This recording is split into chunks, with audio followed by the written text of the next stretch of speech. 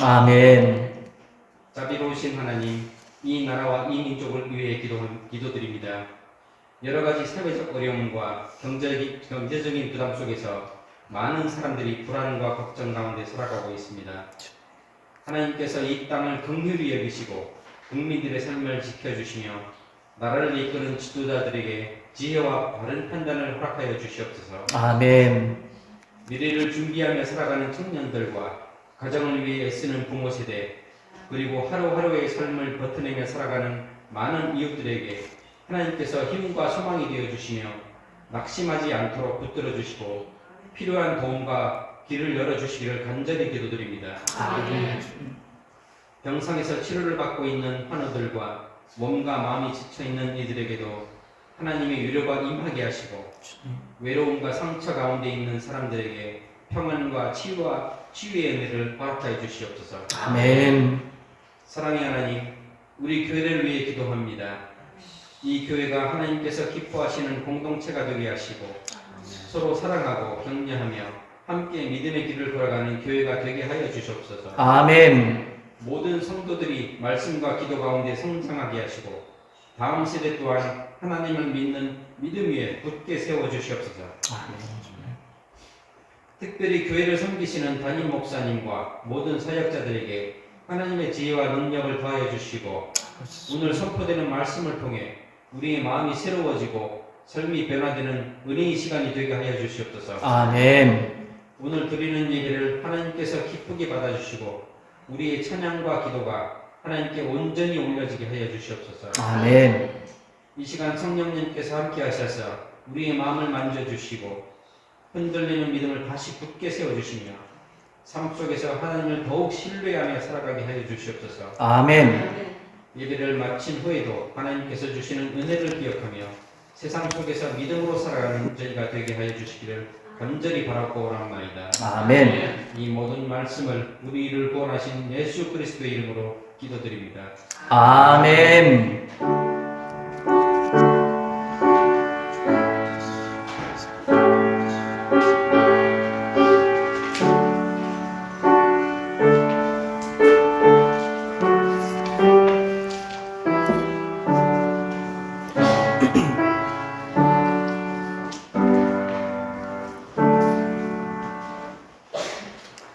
할렐루야. 아멘. 예배의 자리로 나오신 우리 모든 성도님들 주님의 이름으로 환영합니다. 우리 옆 사람과도 인사합시다. 우리 손을 따뜻하게 손잡아주면서 참 예배의 자리로 잘 나오셨습니다. 우리 서로 따뜻하게 손잡아주시면서 인사하겠습니다. 할렐루야. 사순절 3주차를 우리가 맞이하고 있습니다. 4월 5일 부활절까지 스스로의 삶을 늘 돌아보며 믿음 생활 여러분들 잘 하시기를 바라고, 이번 부활절에는 3명의 우리 어린 영혼들 세례를 주기 위해서 오늘 이제 교육을 시작했습니다. 그래서 고다연, 임지수, 현다정 3명의 어린이가 이제 열심히 세례 교육을 시작했습니다. 그래서 여러분들도 같이 기도해 주시고 격려해 주시고 4월 5일 날 세례 받을 때에는 많은 축하해 주시기를 주님의 이름으로 축원드립니다. 아멘. 늘 교회 청소 함께 해주셔서 감사합니다. 저는 교회 청소 시작할 때 걱정했어요. 다들 바쁘시고 피곤하시고 그때라도 좀 쉬어야 되는데 누가 과연 나올 수 있을까? 근데 너무 감사해요. 매주 여러분들이 토요일날 나오셔서 같이 청소해 주시고, 또 어떤 분은 저는 지난주에 못 나왔으니까 이번 주라도 할게요 해서 또 막 나와서 청소해 주시고, 또 어떤 분은 전 다음 주에 왠지 결석할 것 같아서 미리 좀 하고 가겠습니다 해서 이렇게 다들 정말 열심히 함께 교회 청소를 해주셔서 너무 감사합니다. 하나님의 성전이 정말 여러분들의 손길로 깨끗해지고 있는 것을 보니까 제가 다 흐뭇한데 우리 하나님은 얼마나 흐뭇하실까요? 계속 함께 섬겨주시기 바랍니다. 오늘 오후는 속회 모임이 있습니다. 즐거운 속회 모임이 이제 오늘 오후에 있습니다. 그래서 속회별로 그동안 못 다 나왔던 수다도 좀 떠시고 또 바람도 좀 쐬시고 또 함께 식사하시면서 서로 사랑의 교제 나누시기를 주님의 이름으로 축원드립니다. 속회에서 제일 중요한 건 뭐예요? 속회는 교제가 살아나야 돼요. 그래서 속회 때 너무 인도자라고 해서 막 가르치려고 하지 말고 뭘 지적하려고 하지 말고 잘못된 거 바로 잡으려고 하지 마세요.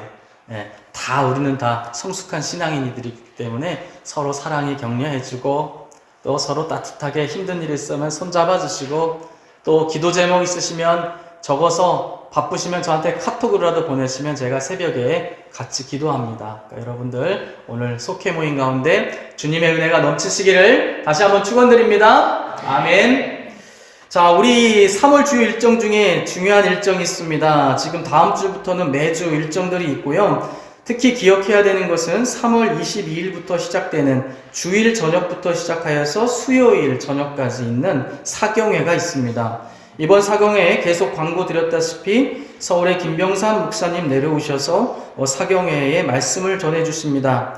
그렇기 때문에 제가 한 달 훨씬 전부터 광고를 계속 드리고 있기 때문에 시간 조정 잘 하셔서 이때는 약속 잡지 마시고 이때는 여러분들 같이 사경에 가셔서 함께 은혜 받으시기를 다시 한번 축원드립니다. 아멘.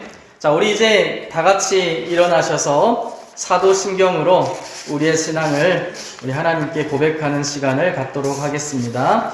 우리 사도신경으로 우리의 신앙 함께 한 목소리로 고백하겠습니다. 나는 전능하신 아버지 하나님 천지의 창조주를 믿습니다. 나는 그의 유일하신 아들 우리 주 예수 그리스도를 믿습니다. 그는 성령으로 잉태되어 동정녀 마리아에게서 나시고 본디오 빌라도에게 고난을 받아 십자가에 못 박혀 죽으시고 장사된 지 사흘 만에 죽은 자 가운데서 다시 살아나셨으며 하늘에 오르시어 전능하신 아버지 하나님 우편에 앉아 계시다가 거기로부터 살아있는 자와 죽은 자를 심판하러 오십니다. 나는 성령을 믿으며 거룩한 공교회와 성도의 교제와 죄를 용서받는 것과 몸의 부활과 영생을 믿습니다. 아멘. 이 시간에는 하나님의 귀한 말씀 봉독하는 시간입니다. 이번 주 우리에게 주신 하나님의 귀한 말씀은 마가복음 8장 27절부터 35절까지 말씀입니다.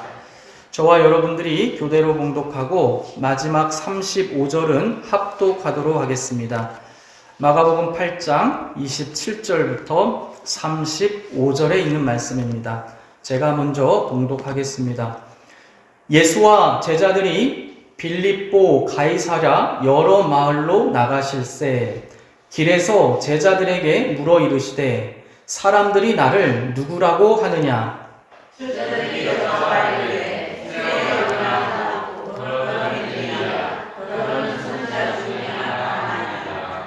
또 물으시되 너희는 나를 누구라 하느냐? 베드로가 대답하여 이르되 주는 그리스도 신이다 하매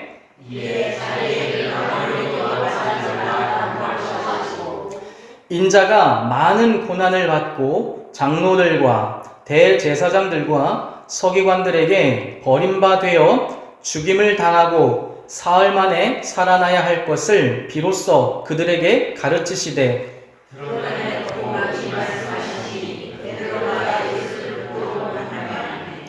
예수께서 돌이키사 제자들을 보시며 베드로를 꾸짖어 이르시되 사탄아 내 뒤로 물러가라. 내가 하나님의 일을 생각하지 아니하고 도리어 사람의 일을 생각하는도다 하시고 무리가 제자들 불러 이르시되 누구든지 나를 따라오려거든 자기를 부인하고 자기 십자가를 지고 나를 따를 것입니다. 함께 읽습니다. 누구든지 자기 목숨을 구원하고자 하면 잃을 것이요 누구든지 나와 복음을 위하여 자기 목숨을 잃으면 구원하리라. 아멘. 우리 말씀 앞에서 이렇게 하나님 말씀을 받겠습니다. 고백하겠습니다. 주의 말씀은 주의 말씀은 주께서 말씀하신 대로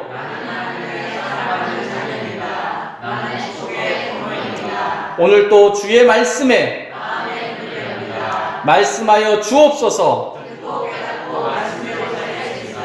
아멘. 네, 이제 자리에 앉아주시겠습니다.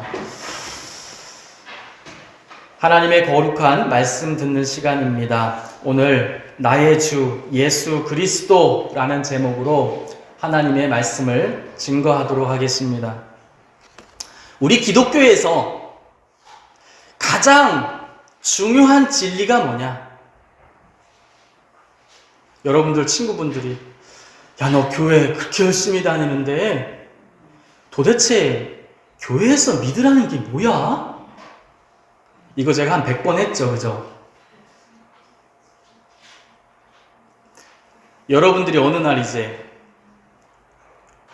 자다가 이제 꿈을 꾼 거야.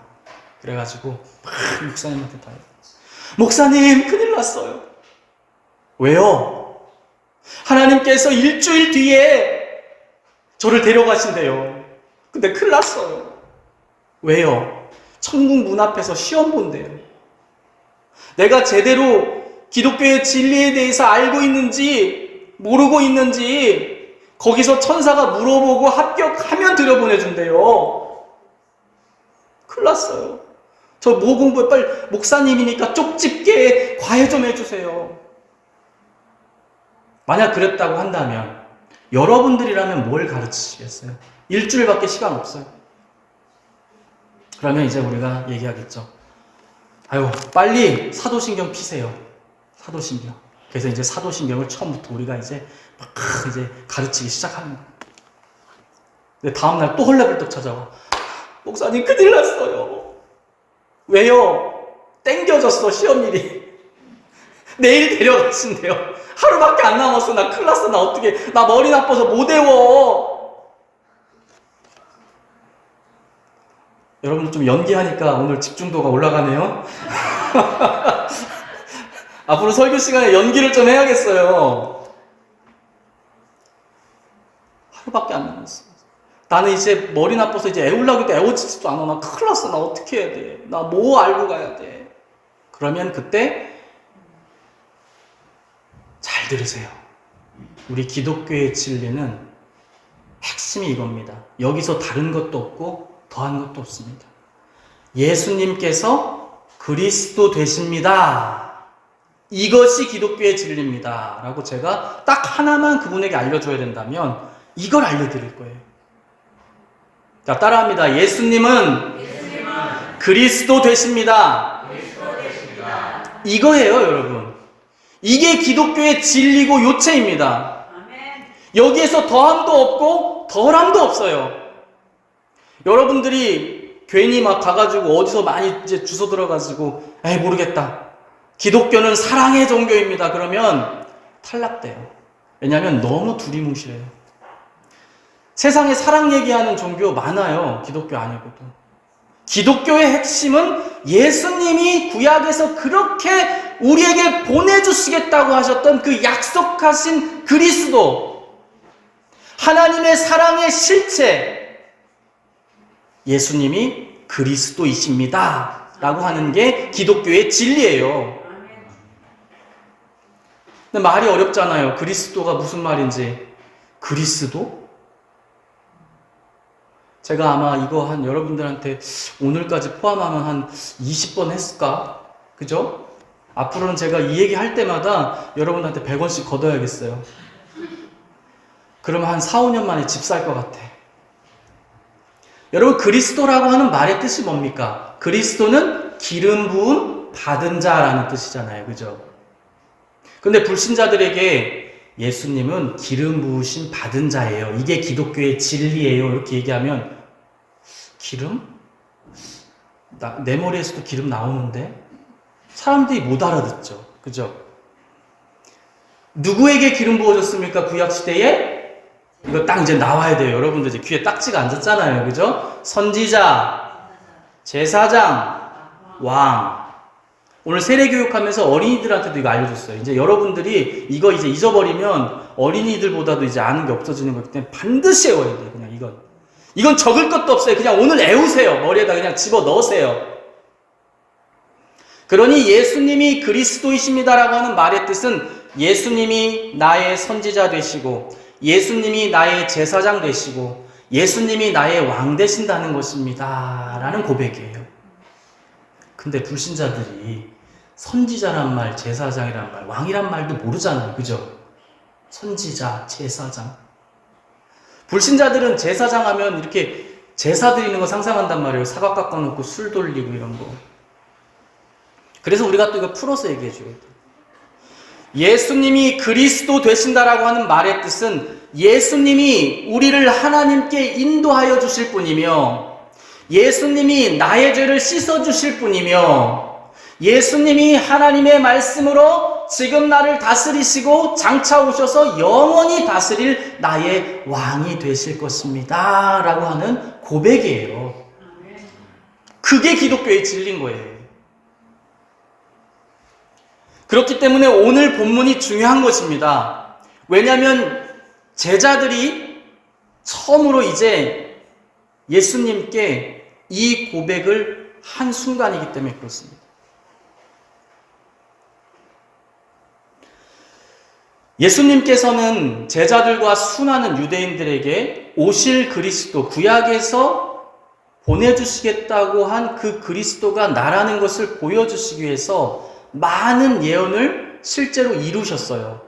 이거 어려운 말로 예언의 성취라고 말합니다. 그래서 왜 이런 작업들을 하시냐면 우리의 신앙은 어느 날 갑자기 이루어지는 게 아니에요. 신앙은 지적 동의가 먼저 일어나야 되고요. 그 다음에 감정적 동의도 일어나야 행동의 결단이 나오는 거예요. 그러니까 지적 동의가 일어나야 돼요. 하나님은 무조건 덮어놓고 믿으라 하시는 분이 아니라는 겁니다. 우리 자녀들이 궁금해서 부모님에게 질문하면 막 대답하기 싫어서 야, 됐고 그냥 믿어! 그게 아니라는 거예요.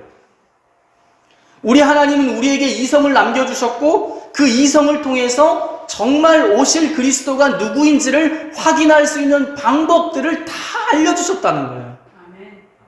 그게 구약의 예언이라는 것입니다. 그래서 예언이 직접적인 예언도 300가지가 넘어요. 이걸 다 조건을 만족한 분이 장차 오실 구원자 그리스도가 되시는 거예요.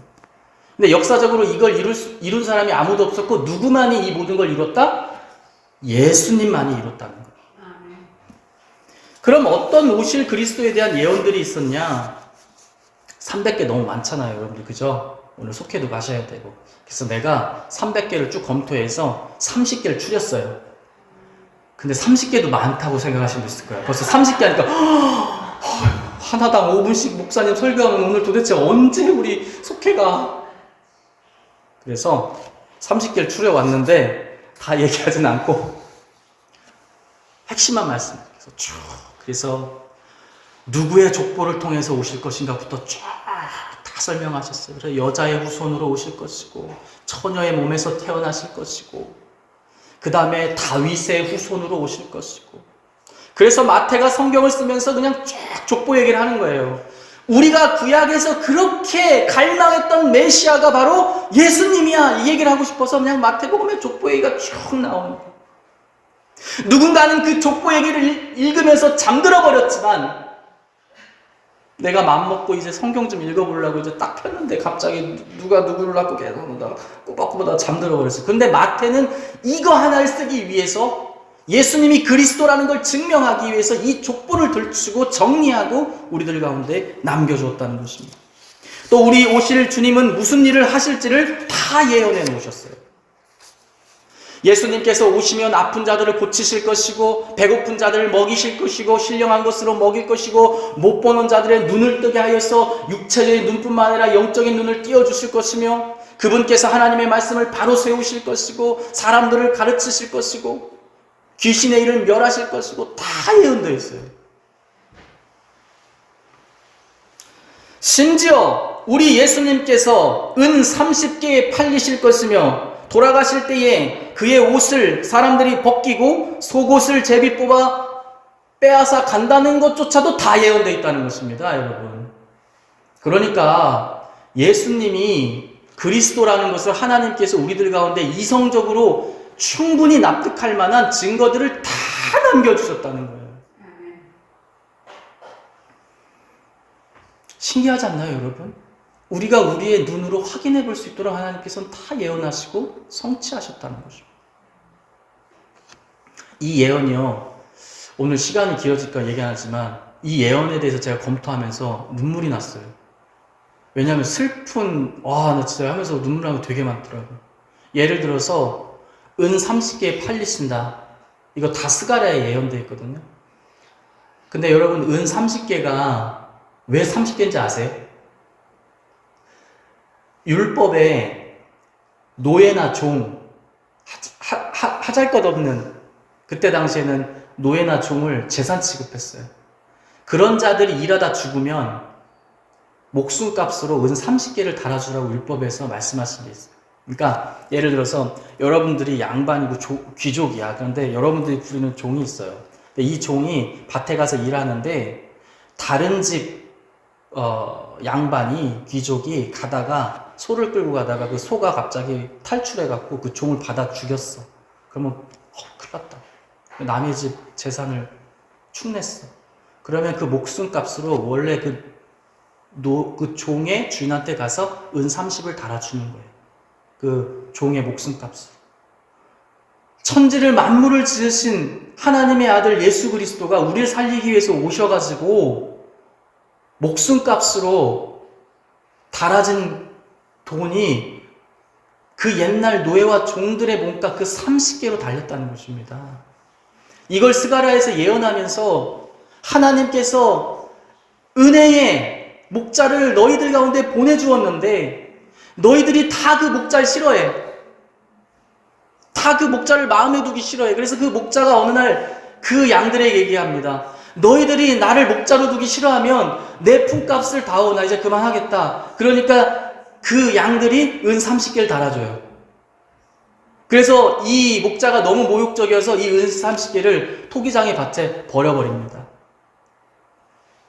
예수님께서 팔려가실 때 은 30개에 팔려가시고 가룟 유다가 이 은 30개를 받고 죄책감이 느껴서 다시 제사장들이 갖다 주잖아요. 그러니까 제사장들이 어떻게 해요? 나중에 이걸 가지고 토기장에 밭을 사잖아요. 그러니까 모든 게 다 예언되어 있고 그 예언들이 다 성취됐다는 것입니다. 성경은 확고하게 우리의 이성을 향하여서 예수님께서 오신다 예언한 그 메시아 그리스도가 맞다라고 우리들 가운데 지금 말해주고 있다는 것입니다. 그런데 우리는 예수님을 어떻게 배웠습니까? 학교 다닐 때. 저는 학교에 처음에 중학교에 갔더니 윤리 시간에 예수님을 세계 4대 성인 중에 한 분이다 이렇게 가르쳐 주더라고요. 그래서 처음에 소크라테스, 공자, 그다음에 불교의 석가모니, 그리고 또 종교에 너무 편파적이면 안 되니까 석가모니 넣었으니까 예수님을 또 넣었더라고요. 그런데 하나님은 말씀하시는 거예요. 거기에 머물러 있으면 안 된다는 것입니다. 그것은 신앙이 아니라는 거예요. 하나님은 위대한 사상가도 아니고 교육자도 아니고 무슨 종교인이 아니에요. 하나님은 장차 오실 우리의 구원자 그리스도라고 하는 고백이 우리들 입에서 터져 나올 때 그게 신앙이라는 것입니다. 예수님께서 태어나신 그 유대 시절에도 유대인들이 예수님을 그리스도로 알고 있었느냐? 그렇지 않다는 거예요. 오늘 본문에 보면 예수님께서 제자들에게 빌립보 가이사랴 지역에 가서 물어봅니다. 얘들아, 사람들이 나를 누구라고 하니?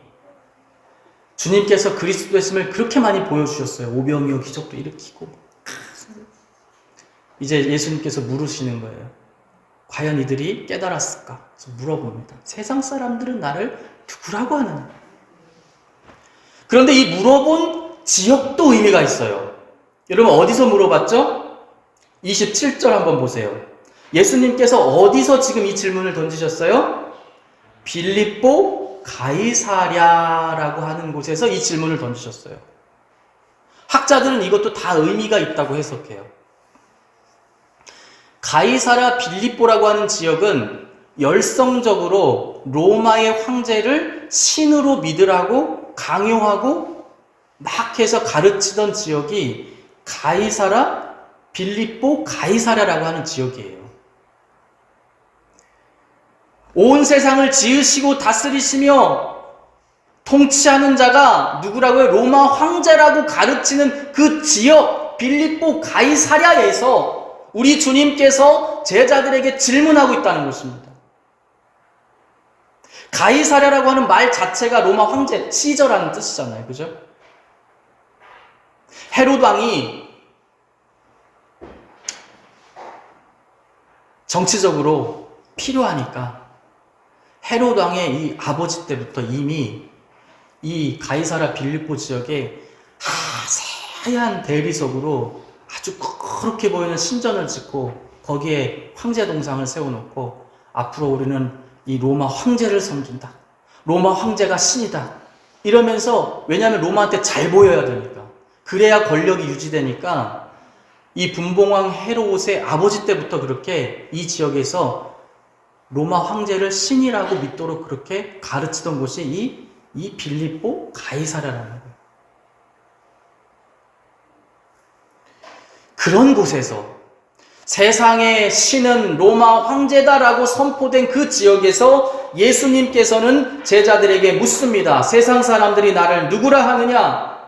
유대인들은 뭔가 달랐을까요? 그들의 대답도 그저 멈춰 있어요. 어디에 멈춰 있습니까? 28절에 제자들이 여짜와 이르되 세례 요한이라고 말하는 사람도 있고 엘리야라고 말하는 사람도 있고 더러는 선지자 중에 하나라고 말합디다 라고 제자들이 지금 대답하고 있어요.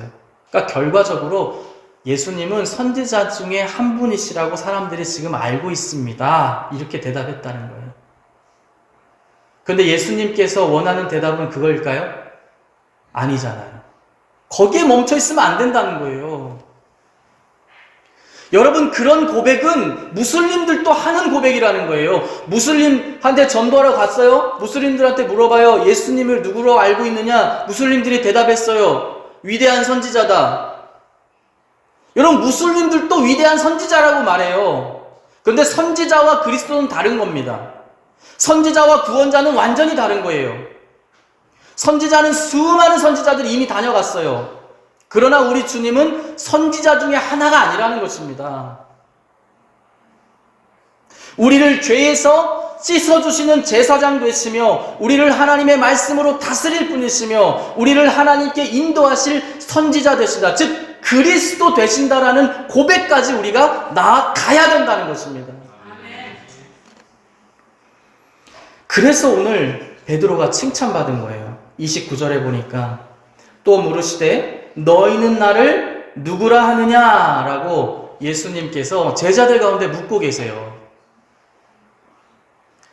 그런데 이 물음은 그 시대의 그 제자들에만 던지는 질문이 아닙니다. 오늘 여러분들에게도 똑같이 이 질문을 던져요. 우리 주님께서. 이거는 그 누구도 대신해 줄 수 있는 고백이 아닙니다. 자녀를 대신해서 부모가 해줄 수 있는 고백이 아니고요. 부모를 대신해서 자식이 해줄 수도 없어요. 저는 목사고 2명의 자녀가 있는데요. 내 자녀들에게 열심히 예배 드릴 것과 주님의 말씀을 가르치지만 이들이 예수님을 어떻게 알고 있고 믿고 있는지는 그들만 나 몰라요. 저조차도 대신해서 그들을 위해서 대답해 줄 수 있는 문제가 아닙니다. 하나님께서는 반드시 모든 인생들 가운데 이 질문에 대하여 답하도록 명령하신다는 것입니다. 오늘 여러분들에게 주님은 어떤 분이십니까? 그저 위대한 선지자 중에 한 분이십니까? 아니면 위대한 사랑의 실천자입니까? 아니면 당시의 여러 제도를 타파하시고 개혁을 이뤄낸 개혁가입니까? 다 그런 고백은 우리 주님이 원하시는 고백이 아니라는 것입니다. 우리 주님께서 원하시는 고백은 내가 구약에서 예언한 너희들을 구원하시기 위한 하나님의 사랑의 실체로 보내주시겠다고 한 그 그리스도가 나다라고 하는 그 고백까지 여러분들이 가야 한다는 것입니다. 그래서 베드로가 칭찬받잖아요. 주는 그리스도이시니이다 라고 대답했더니 오늘 본문에는 나와 있지 않지만 다른 마태복음에 보면 주님이 칭찬하세요. 왜냐하면 주님 마음에 쏙 들었거든요. 베드로가 우리 주님께서 바라셨던 그 신앙의 고백을 오늘 주님께 올려드렸다는 것입니다. 그러니까 주님이 너무 기뻤어요. 그런데 우리의 신앙은 이성적 동의만 일어난다고 해서 신앙이 끝나는 게 아니에요. 이성적 동의가 일어나서 주님은 그리스도이신 것 같습니다. 제가 구약성경을 쭉 검토해보니 이성적 동의만 일어난다고 해서 우리 신앙이 뜨거워지느냐? 그렇지 않다는 거예요. 감정적 동의도 일어나야 된다는 거죠. 머리에서 이해됐다고 해서 끝나는 게 아니라 내 온 마음을 다해서 정말 그런 것 같아, 정말 예수님이 그리스도이신 것 같아라고 하는 내 감정적인 동의가 함께 일어나야 된다는 거예요. 그 동의가 일어나지 않으니까 예수님께서 구약에서 예언되어 있는 그리스도가 당할 이제 고난에 대해서 말씀하시니까 베드로가 받아들이지 못하는 거예요. 머리로는 이해가 됐는데 마음으로 못 받아들여요. 그래서 오늘 본문 32절에 보니까 드러내놓고 이 말씀을 하시니 베드로가 예수를 붙들고 항변했다라고 기록하고 있습니다. 도대체 무엇을 항변했느냐? 마태복음을 참고해 보니까 이런 거예요. 주님, 절대 그런 일이 일어나면 안 됩니다. 주님. 그랬더니 우리 주님께서 무엇이라고 베드로를 꾸짖었어요? 33절에 보니까 이런 말씀을 하시다니 베드로를 꾸짖어 이르시되 사탄아 내 뒤로 물러가라. 내가 하나님의 일을 생각하지 아니하고 도리어 사람의 일을 생각하는도다.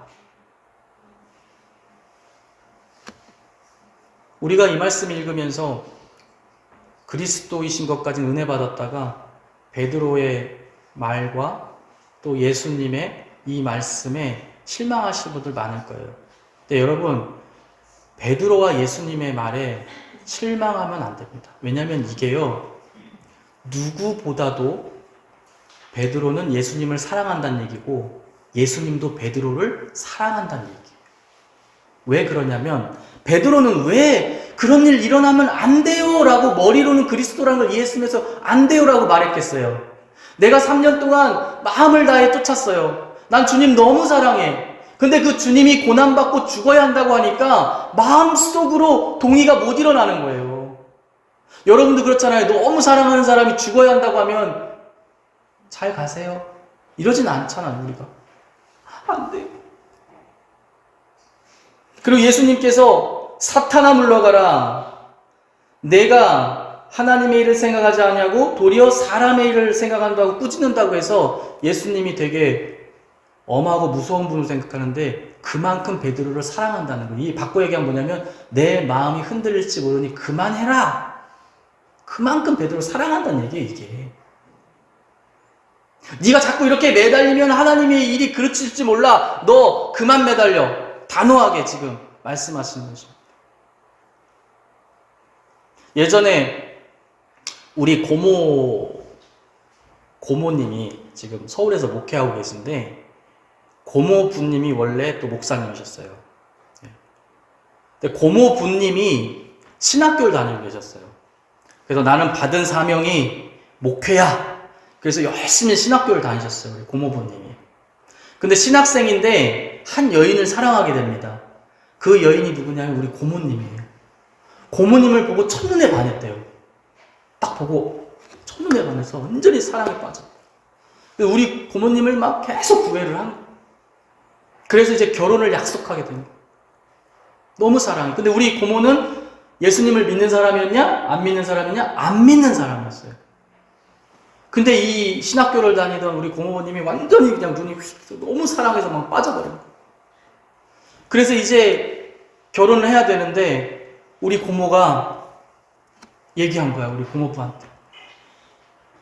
아니 장차 결혼하면 처자식을 먹여 살려야 되는데 내가 알기로 목사 되면은 처자식 먹여 살리기 힘든 일로 난 알고 있는데 그거 그만둬라.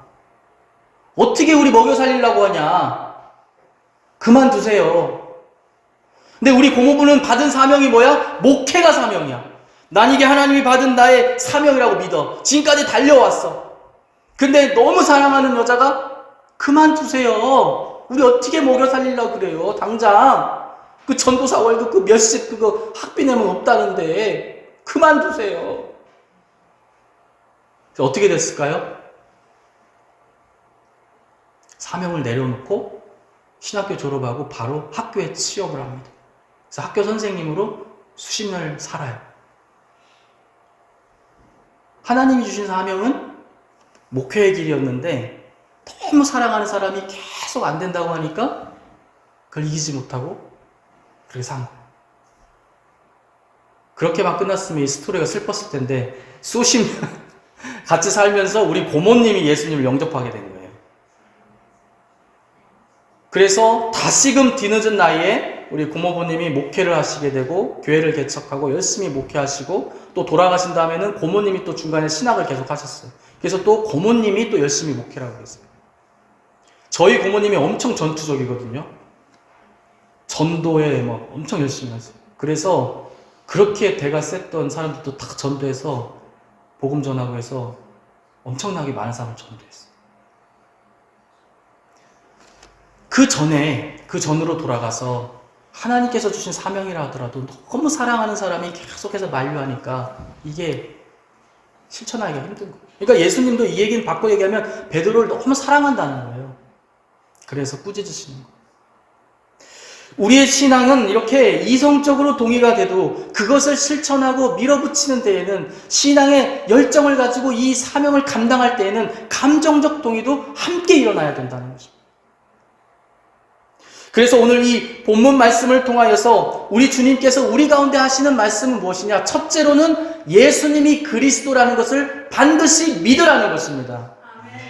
또한 둘째는 뭡니까? 너희들이 머리로만 이해할 것이 아니라 이제는 온 마음을 다해서 이제는 주님이 그리스도 되심을 믿고 그것을 실천하는 삶을 살라고 우리 가운데 명령하고 계시다는 것입니다.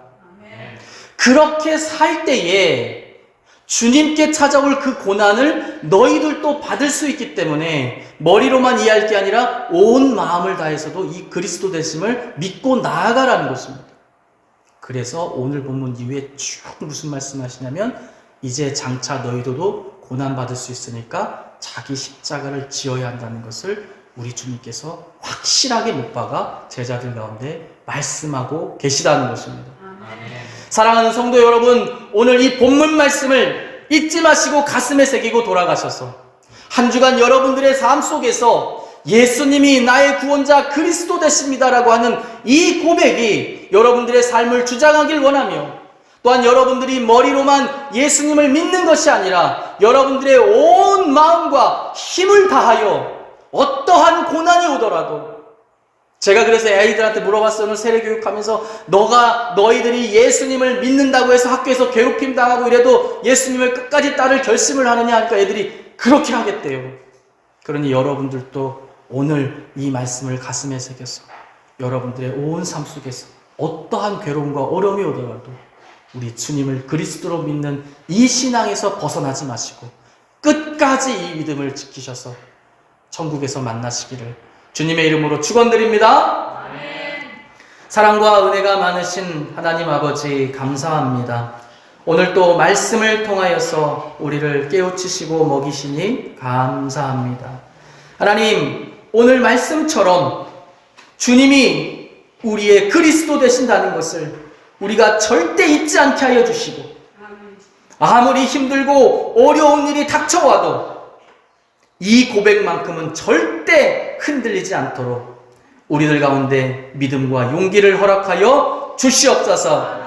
주님께서 저희를 그렇게 굳건히 이끌어 주실 줄 믿사오며 예수님의 이름으로 간절히 기도드렸사옵나이다. 아멘.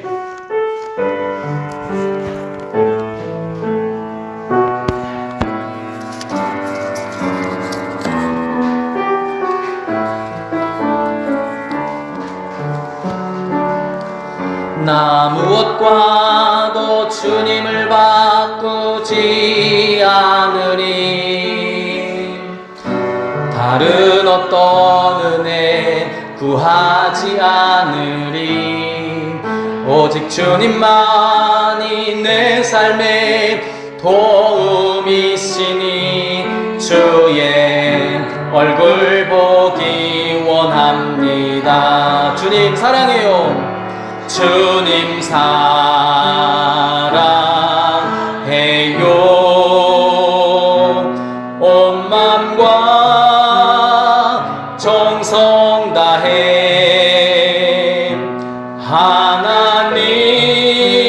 하나님의 신실한 친구 되기 원합니다. 우리 한 번 더 찬양하겠습니다. 나 무엇과도 주님을 바꾸지 않으리. 다른 어떤 은혜 구하지 않으리. 오직 주. 우리 자리에서 일어나셔서 우리 하나님께 봉헌하도록 하겠습니다. 주의 얼굴 보기 원합니다.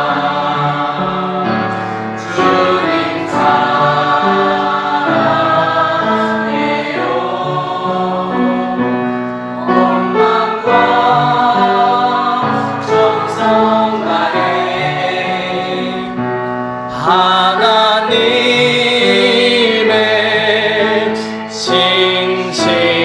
신실한 친구 되기 원합니다. 여러분들이 드린 귀한 헌금을 위해서 제가 대표로 기도하겠습니다. 사랑과 은혜가 많으신 하나님 아버지 감사합니다. 오늘 예배 가운데 은혜 주시고 또 우리가 우리의 믿음을 이렇게 예물을 통하여 표현할 수 있도록 우리들 가운데 베풀어 주시고 은혜를 주시니 감사합니다. 이 예물을 귀히 하나님께 올려드리오니 이 예물을 통하여서 아직도 예수님이 그리스도인지 모르는 자들 가운데 예수 그리스도의 복음이 전파되게 하여 주시고 하나님 아버지 이 예물을 통하여서 하나님께 예배하는 자들이 날로 더해질 수 있도록 역사하여 주시옵소서. 힘들고 괴로운 가운데에도 아버지여 자신의 땀과 같은 피와 같은 이 예물을 하나님께 올려드리오니 그 올려드린 손길 가운데 복 주시고 또 하나님 아버지 올려드리지 못한 손길들 가운데에도 우리 하나님께서 은혜와 복을 허락하여 주시옵소서. 그들의 삶이 부디 아버지여 넉넉하고 복되기를 원합니다. 우리 하나님께서 돌보시고 이끌어 주시옵소서. 주님께서 그렇게 이끌어 주실 줄 믿사오며 예수님의 이름으로 간절히 기도드렸사옵나이다. 아멘. 우리 승리의 찬송 우리 힘차게 함께 찬양하겠습니다. 우리를 죄에서 구하시려 주 예수 십자가 지셨으니 기쁘게 부르세 할렐루야. 나도 원 얻었네. 찬송하세 찬송하세 주님 나를 구하셨네. 찬송하세 찬송하세 주가. 우리 4절 찬양하겠습니다. 우리가 이 세상 떠날 때에 예수의 손목을 굳게 잡고 영원히 즐거운 천국에서 주 함께 살겠네. 찬송하세 찬송하세 주님 나를 구하셨네. 찬송하세 찬송하세 주가 구원하셨네. 제가 축도하고 모든 예배 마치도록 하겠습니다. 이제는 우리 구주 예수 그리스도의 은혜와 아버지 하나님의 크신 사랑과 성령 하나님의 감화교통 충만하심의 역사가 예수님을 내 인생의 그리스도로 모시기로 작정한 이 자리에 모인 모든 성도들 머리 위에 이제로부터 영원토록 함께 하시기를 간절히 축원하옵나이다. 아멘.